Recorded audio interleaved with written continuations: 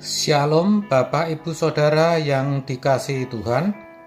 Seri pengajaran hari ini Selasa 16 Februari 2021 berjudul Benih di Tengah Semak Duri. Kita akan baca terlebih dahulu Matius 13 ayat 7 dan 22. Demikian bunyinya, sebagian lagi jatuh di tengah semak duri, lalu makin besarlah semak itu dan menghimpitnya sampai mati. Yang ditaburkan di tengah semak duri ialah orang yang mendengar firman itu, lalu kekhawatiran dunia ini dan tipu daya kekayaan menghimpit firman itu sehingga tidak berbuah. Melalui perumpamaan ini kita bisa belajar, kita bisa tahu mengapa banyak orang Kristen tidak tumbuh kerohaniannya. Hal itu nyata terlihat meskipun sudah lama jadi orang Kristen. Bahkan tidak sedikit yang Kristen sejak lahir, tetapi rohaninya terus kanak-kanak. Kalau bertumbuh saja tidak, bagaimana mungkin bisa berbuah? Terkait hal ini, penulis Ibrani menuliskan, sebab sekalipun kamu ditinjau dari sudut waktu, sudah seharusnya menjadi pengajar, kamu masih perlu lagi diajarkan asas-asas pokok dari penyataan Allah, dan kamu masih memerlukan susu, bukan makanan keras. Ibrani 5 ayat 12. Kenapa bisa seperti itu? Tadi dikatakan karena benih firman Tuhan itu jatuh di tengah semak duri. Semak duri yang dimaksud adalah kekhawatiran dunia dan tipu daya kekayaan. Jadi ternyata ketika orang khawatir akan segala sesuatu yang duniawi, akan membuat orang tidak bisa bertumbuh rohaninya. Padahal kebanyakan orang Kristen hidupnya masih banyak yang duniawi.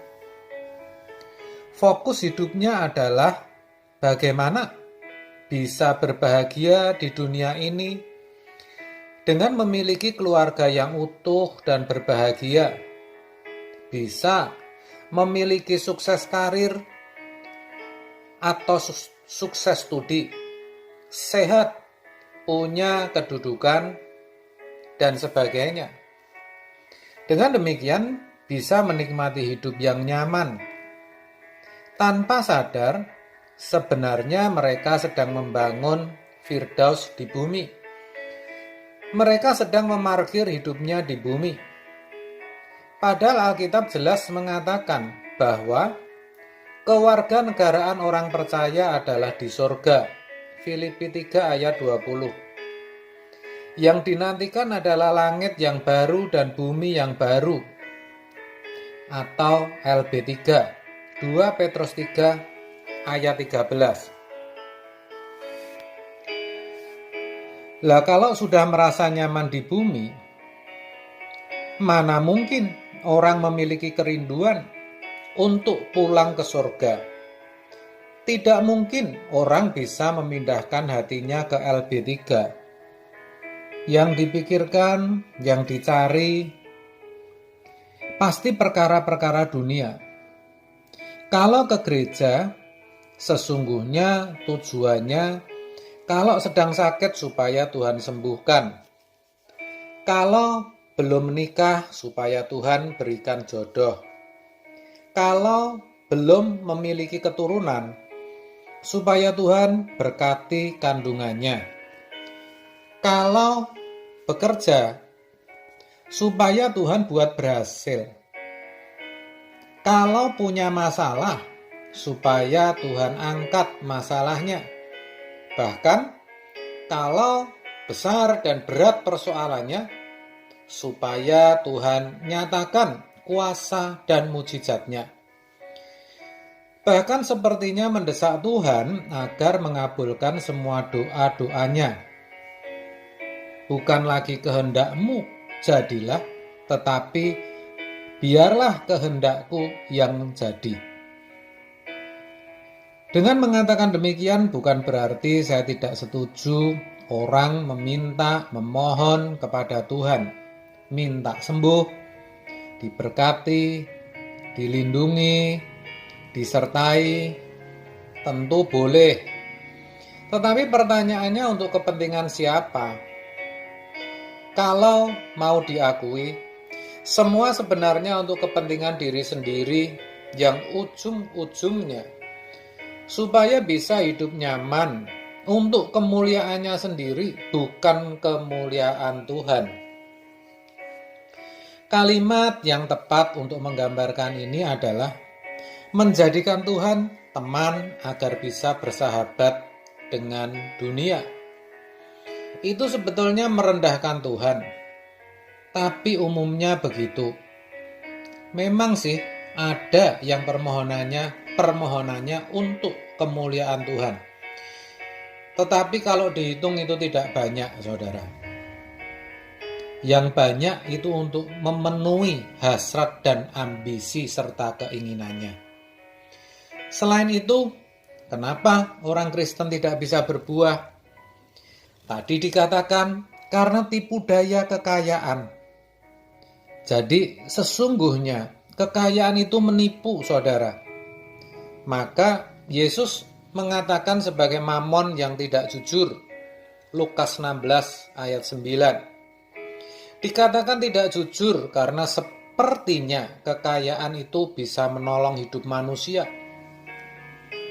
Dan memang tampaknya begitu, tidak bisa disangkal. Hampir semua persoalan bisa diselesaikan dengan uang. Mulai dari kesehatan, keamanan, keadilan, bahkan sampai kebahagiaan. Maksud saya kebahagiaan di dunia, saudara. Saya katakan hampir semua, karena memang tidak semua sesungguhnya. Satu hal, yaitu kekekalan atau nasib kekal seseorang, itu tidak bisa.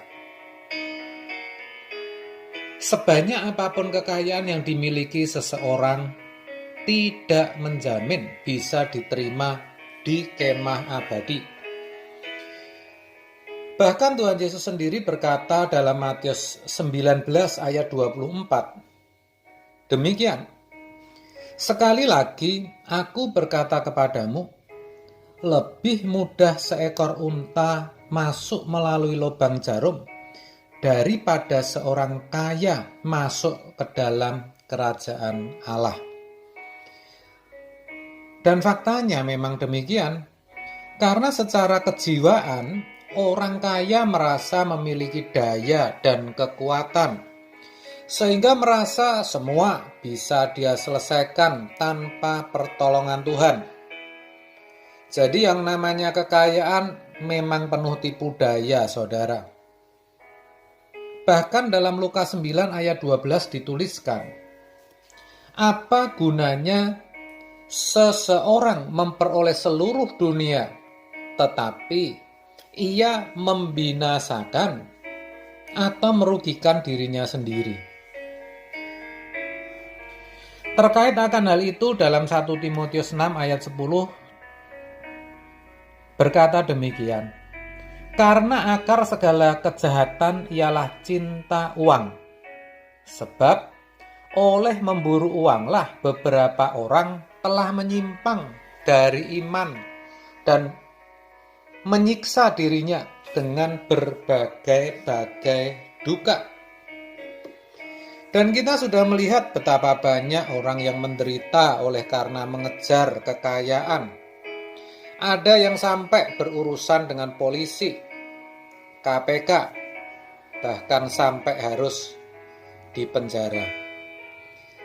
Jadi sekarang kita mengerti bukan kenapa banyak orang Kristen tidak bisa bertumbuh dan berbuah. Sebab itu, melalui kebenaran ini, mari saya ajak saudara, jangan lagi terikat dan terpikat oleh dunia dan segala hiburannya. Lepaskan keduniawian saudara. Juga jangan sampai terjebak dengan kekayaan. Kalaupun saudara diberkati dengan kekayaan, dan itu sangat mungkin, itu bagus, tapi gunakan sesuai komando Tuhan. Jadikan kekayaan saudara itu hamba, jangan sebaliknya, yaitu saudara yang diperhamba oleh kekayaan.